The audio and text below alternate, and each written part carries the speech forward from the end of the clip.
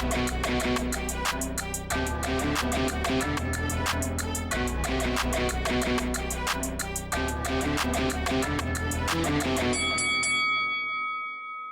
guys, welcome to Boxing Squared for boxing news and views from around the internet. This is a reaction video to the first round stoppage of Lucas Browne by part-time heavyweight boxer Paul Gallen, who is a former rugby league player. So I wasn't going to do a video for this, but I found myself wide awake at 2:30 in the morning and I was like, well, this fight's happened. I'll get into it because I do have some thoughts on not so much the fight, but Gallen, the what next, but in particular Lucas Browne, because heading into this fight, I had been asked about Lucas Browne, Paul Gallen, this matchup. You know, if Browne lost, what did it mean? And I had said to people on Twitter who'd asked me, this was not really any upside for Lucas Browne. It was all upside for Paul Gallen, really. The only upside for Lucas Browne was the payday.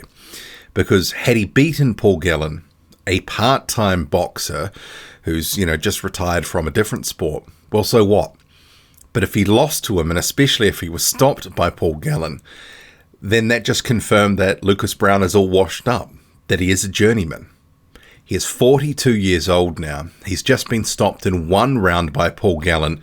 Lucas Browne is a journeyman. He's gone on too long. He just didn't have the journeyman record. But it wasn't a very good performance in there at all.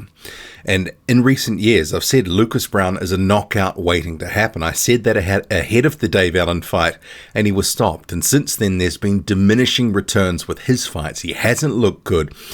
And in this fight, the trend continued. You can tell he's a faded force. He is a guy who's 42 years old and just doesn't really have anything left. He's hung on for too long, and effectively it's for the money. And he's been quite vocal that, you know, he hasn't got paid great during his career. So I hope he did sort of manage to, you know, get the maximum amount possible for this because, yeah, I mean, after this, he probably should hang it up, but we'll get to that. But in terms of the action, not really much to sort of talk about because Paul Gallen does what Paul Gallen does. He sort of comes forward, applies pressure, you know, throws volume, and he's got a pretty good engine. And Lucas Browne just couldn't handle that pressure, was shipping a lot of punishment, and he was down a couple of times in the fight.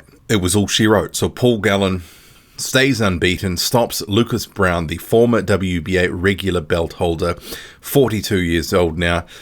It's one of these things that doesn't really mean that much in the context of the heavyweight division because, you know, it was a 6-rounder. It felt more like an exhibition, but it's one of these sort of weird events that is very specific almost to Australia, where you have these former rugby or rugby league players who sort of get into the boxing game, fight each other on pay-per-view, and it's very popular. A lot of money is to be had, and this was sort of part of that. And in some ways, it was very careful matchmaking because even though Gallen is in his late 30s, he certainly doesn't look as washed as Lucas Browne, who clearly his punch resistance is not great anymore, and he's just not very good anymore. Like I say, he is a journeyman now. He held on too long. He should retire. But anyway, what I'll do now is I'll get to Lucas Browne's sort of response that he's posted to his social media. Unfortunately, as you can imagine, I lost. Shit happens. I'm not marked up and stuff. I think I believe I got hit sort of back of the head, behind the ear sort of thing, which my equilibrium, and I just basically couldn't recover. So full congratulations to Gallen. Well done. I can't fault him for anything. We had mad trash talk backwards and forwards, but he won the fight. There's no two ways about that. My apologies to anyone else who, thank you for everyone coming down, obviously the sponsors, fans, all that sort of stuff. So thank you very much. I do really appreciate it. There is more coming. That is not my last fight. There's more coming. And actually, if you do go to that post on Instagram and sort of go into the comments there, quite a number of people saying, you didn't look good, it's time to hang it up. That wasn't good. So there's quite a bit of a vein of that thinking going in there. But Lucas Browne, even prior to this fight, in sort of the past year or so, has talked about, you know, going on for quite some time with his career, win, lose, or draw. He reckoned he has about 15 more fights in him. That was a comment he made about a year ago. I mean, clearly after that, I mean, I think a lot of people would go, actually time to hang it up. But for his purposes, maybe needs must, that he financially needs to continue. But if he does do that, he certainly is risking his health, and he is going to get beaten more and more. It's going to be one of these cases, diminishing returns. He may not have the journeyman record yet, but if he continues for another 2 or 3 years, it will certainly bed in the more that he fights, because he's going to continue to get beaten. It wasn't that Paul Gallen was anything special, because I don't think he is. I mean, it's just that Lucas Browne is just completely washed now.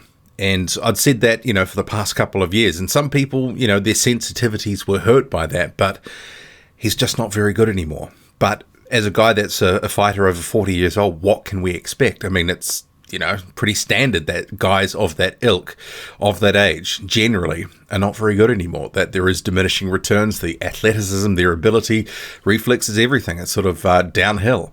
And so too with this fight. So, I mean, you can say it was good matchmaking, because Paul Gallen, he's faced guys like Mark Hunt, and Hunt was 45 at the time. And then you also have Barry Hall, who he faced. And Hall actually looked, reasonably okay in terms of how he fought, and he looked reasonably natural as a boxer. But he was a former AFL player. So that's a different sport entirely from what Paul Gallen played, which was rugby league. So, I think with Paul Gallen, we can certainly make the case that with his career, it's been reasonably carefully guided in terms of the matchmaking. And this could be argued as good matchmaking again for Gallen, because he caught a guy in Lucas Browne who'd done something in the sport, was known to the Australian public to some extent, had previously held the WBA regular title belt, and you could put this on pay-per-view, make some money. And this is what they've done. So I would expect to see Paul Gallen in another such similar fight, inside the next sort of 6 months or so. Now that he's, I believe he is retired from rugby league, certainly he can focus more on boxing, because until this point, it's been a fight here, fight there, that sort of stuff. He has been a part-time boxer. So Lucas Browne losing to a part-time boxer. And actually, Paul Gallen himself had called out Justice Hooney. So Hooney is the Australian heavyweight title holder. And I think that will end very badly for Paul Gallen.